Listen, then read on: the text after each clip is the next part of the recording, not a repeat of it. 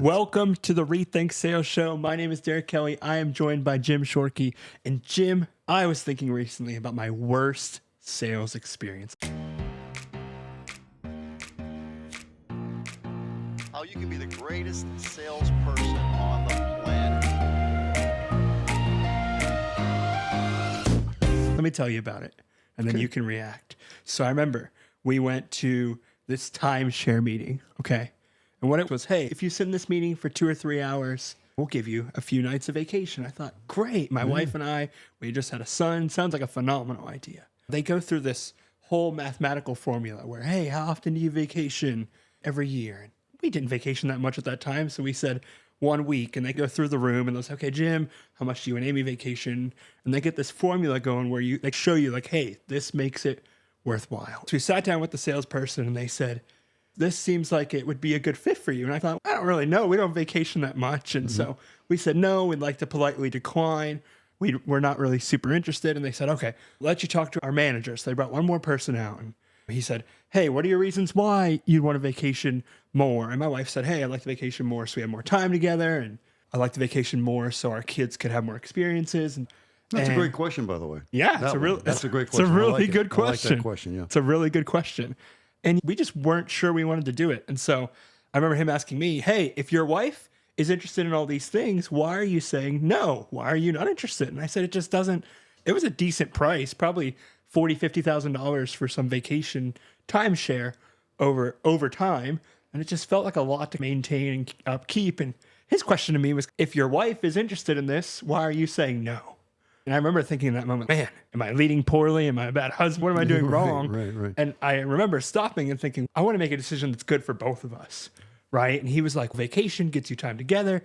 I try to make sure my wife and I spend time together every single week. Exactly. So vacation. Every single day. Every single day. Really, right? Yeah. You can do that even with the kids. What's a babysitter cost you? Yeah. So you bring somebody in, you say, let's go for a walk. And so the kids are under really good care, custody, and control.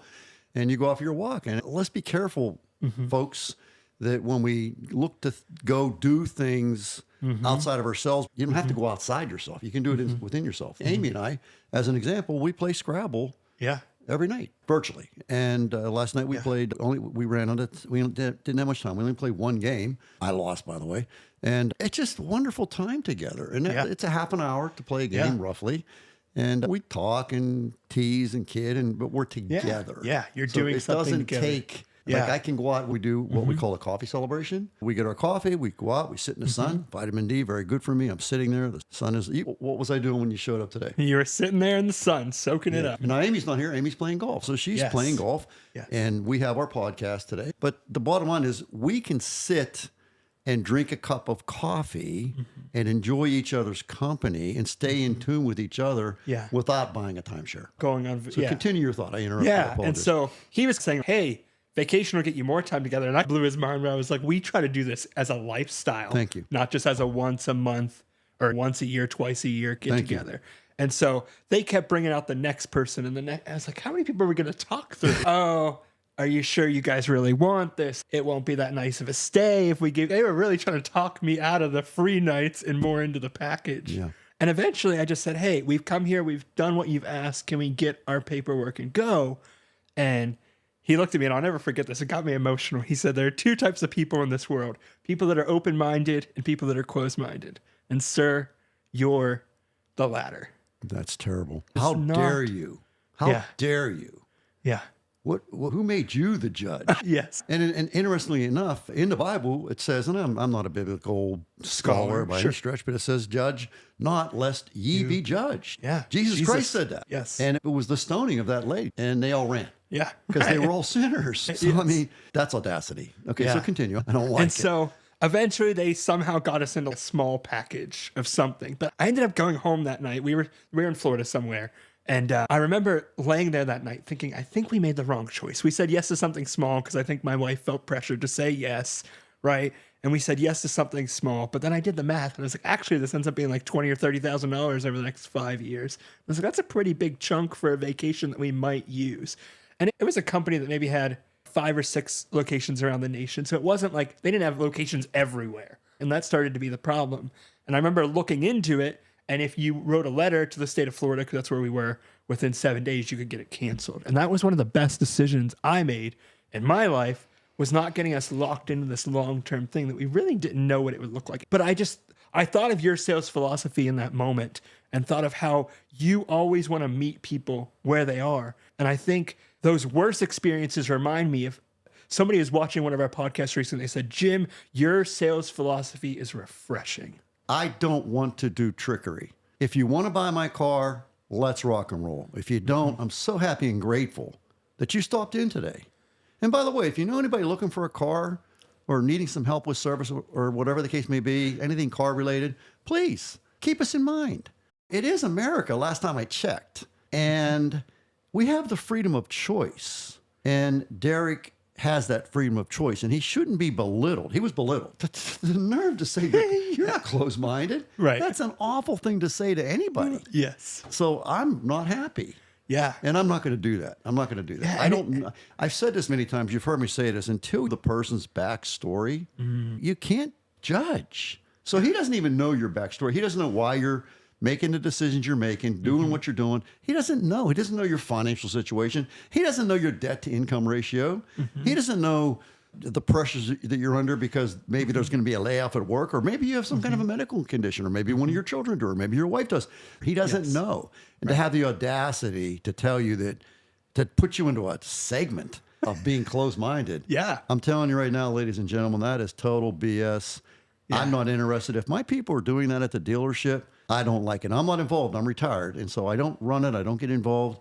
But if they're doing that and I find out about it, they're going to hear from Jim Shorkey today. Yeah. Say, stop the bull. Stop it. Stop the nonsense. I like saying that. Stop the nonsense. That's nonsense. I'm not going to do that. I don't want to do that. And I literally, not knowing anything about what you were going to say today. Do I know did I know anything about this timeshare thing? No. Nothing. I have no notes. I have no script. I don't know. I'm responding to you in a genuine, extemporaneous manner, and I'm just addressing what you said. And it sounds to me like trickery. What do you think? Yeah, absolutely. And I don't want to do that. I'm not interested. And I was reading a book recently that reminds me of just how refreshing our sales philosophy is.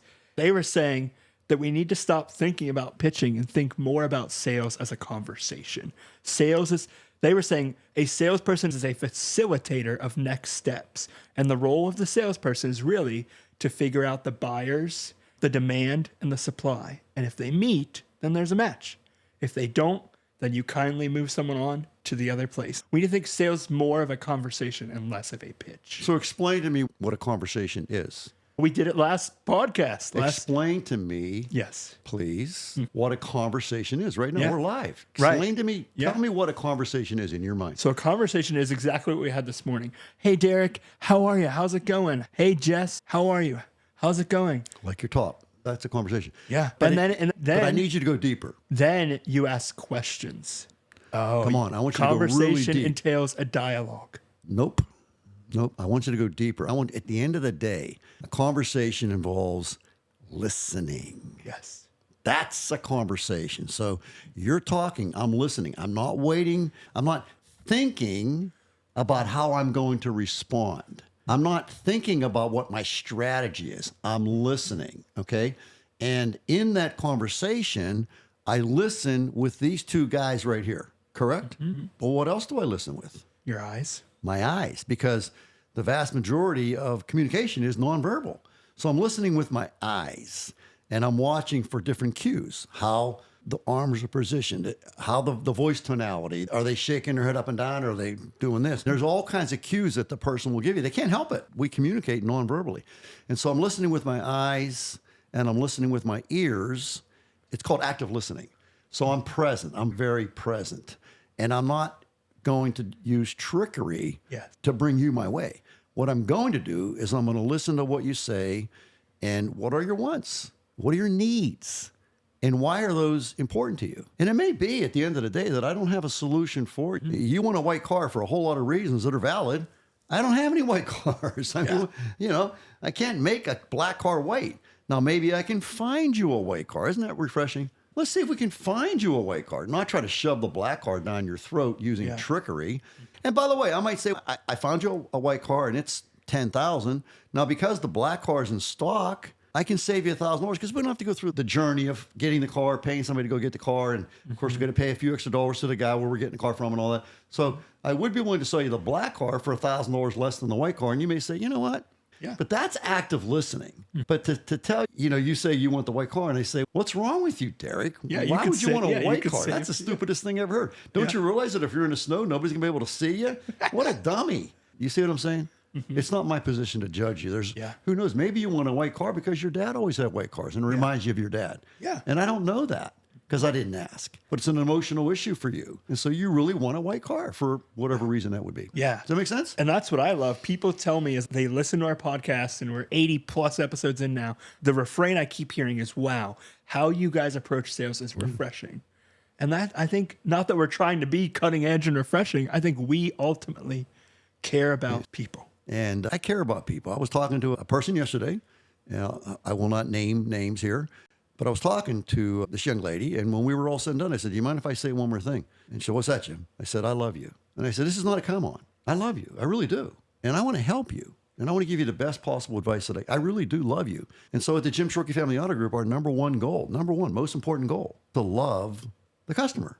Second number one goal of the Jim Shorkey Family Auto Group is to love our team. Because if we don't love our team, if we disrespect our team, if we use trickery, then they're not going to stay. And therefore, over time, there's not going to be anybody to love the customers. So we felt that loving the customer was the number one goal, but we also felt that loving the team was equally the number one goal. Now, that said, if you do number one really well, love the customer, and if you do number one really well, love the team, you get to be really successful. Yeah. And you sell a lot of stuff. Right. And you get to buy nice stuff with the money that you made. And people trust you because you really do care. I do care, yeah. In the philosophy of the Jim Shorkey Family Auto Group, love the customer, love the team. And the third goal, almost number one, is to keep it very humble. And so we worked very hard on those three missions. And you can Google the Jim Shorkey Family Auto Group and see the results of that back in 1998, 2 years after my dad died, was bankruptcy imminent. It was really bad. I wasn't going to make it. I wasn't going to survive. If you've ever read Think and Grow Rich, there are some very specific instructions in there that a lot of people miss, quite frankly. And I'm not going to get into that, but I've read Think and Grow Rich. I was in the hospital and with stroke, 3 brain bleeds, really bad, shoulda, coulda, woulda died. And I was coming around and I said to my family, I said, I am going to use Think and Grow Rich to fix this. And I am going to use Rethink You to fix this. Rethink You is basically a compilation of what I did for my part in building the Jim Shorkey Family Auto Group. I remember sitting with Chuck Bellina and Steve Gardner, and we sat and talked like we are right now. We documented everything that I did. So I knew what I did, but I wasn't really, I'm not a poet. I'm not a writer. I'm not an artist. I'm a worn out old car salesman. That's what I am. And so in order to capture this thing, I needed a guy like Chuck and I needed a guy like Steve to say, okay, let me write that down. Let me write that down. And so they did. And the initial thing, I don't know if you remember this or not, but the initial program that we developed was called Journey to Success or something like that. Yeah, I remember it. You guys developed Rethink You. Yeah. And the idea being that in order to get from A to B, you got to change your thinking. You have to rethink yourself. Yes. So if you used A thinking to get to A, in order to get to B, you got to use B thinking. And that's where it all came from. So we took the Journey to Success. You guys looked at it and modified it to a degree, and you did your thing. And I can remember looking at it and thinking, yeah, they got it. They nailed it. And so that's what Rethink You really is, the process that I use for my part in building the Jim Shorkey Family Auto Group. And I want to be very clear about one thing here. Success, people ask me all the time, what's the secret to success? What is the secret to success? The secret to success is the knowledge that success is a process. It's a process. The secret to unsuccess is the knowledge that unsuccess is a process. And you've heard me say this, Derek. Wealthy, lonely, you bought the wrong process. Wealthy, unhealthy, you bought the wrong process. That's right. You bought the wrong program. Yeah. And so I was in the hospital. I knew I was going to revert back to Think and Grow Rich. I bought a brand new book. And I wrote in front of that book, reading number 162, and I wrote underneath that 100% stroke recovery. And I decided at that moment I was going to beat this thing. Yes. And I went to work. And I did that. Yes. This is not something I'm making up. That is exactly what I did. I'm in the hospital. I'm on my back. I'm in a lot of pain. Yeah. It was very dire. And I said, I'm going to use this process called Think and Grow Rich to rebuild Jim Shorkey, just like I used that process called Think and Grow Rich to rebuild the Jim Shorkey Family Auto Group from a place where I really messed up, right? And so that's what I did. And so I knew in my heart of hearts that if I did that, that I would overcome this thing. And I can remember I'm laying in the hospital bed. I'm in a lot of pain. And Dr. Rosellis, who was my surgeon, okay, he walks by, taps on the door, looks in. He didn't even come in the room. He just looked in and says, "Hey, how you doing, man?" I said, I'm doing good, Dr. Rosellis. I said, "Now I want to ask you a question. Dr. Rosellis. What can I do to fix this thing?" He said, "Jim, you got to walk a lot." I said, "Okay, you got it." Guess how many, I told you this, I don't know if you remember. Guess how many steps I've walked for the past almost 2 years per day? Around 14,000. Yeah, you're right. Pretty darn close. 14 steps. That's an average of 7 miles a day. And I think there's a lot of people in the audience today that think I'm full of crap, that think I didn't have a stroke. There's no way you could be doing, look at you, how, what do you mean you had a stroke? I did. And because I'm using Rethink You to rebuild Jim Shorkey in the same manner that I use to rebuild the Jim Shorkey Family Auto Group, or at least my part in it, here we are. Long answer to a short question, but stop the trickery. I don't want to use trickery. I'm just telling you the truth. And you have a right today as the audience to say, "Jim, you're full of crap." I'm okay with that. I truly am. Yeah. I really am. I'm okay with that. But this is what I'm doing. And if you want me to document it for you today, I can. Yeah. And people could easily miss our intentions. I've seen people comment and say, "Oh, you guys are just waiting for the next check to roll in." And that's not our intention. How much money have I made on this whole idea so far? Nothing. Zero. Listen, don't feel sorry for me. There's a reason why I'm doing this. When I was in really dire straits, I had great help. I had great mentors, Mr. Hamilton being the number one, and then joining the think tanks and getting help from those ladies and gentlemen. So I decided that if I took this knowledge to the grave with me, that I would be amongst the most selfish people in history. One of them is Bill Leader. Bill Leader is my closest friend. And I told him what I was going to do. And every time we get together, I say, "Bill, what did I tell you I was going to do?" He said, "You said you were going to teach." I said, "Yeah, I did. And here I am." So it's not about personal income here. It's not about me making a zillion $1 million. Although I really do, and I told you this morning, did I not? I think that's going to happen. Yeah. Because I think we're bringing great value to the world, per se. And I don't think I'm going to be able to stop it, but that's not why I'm doing it. Thank you for I just wanted to have a conversation because I get a lot of comments saying, "Wow, your sales process is so refreshing." So I wanted to start with the angle of, man, here's my works experience and why is our process so different? And you answered it.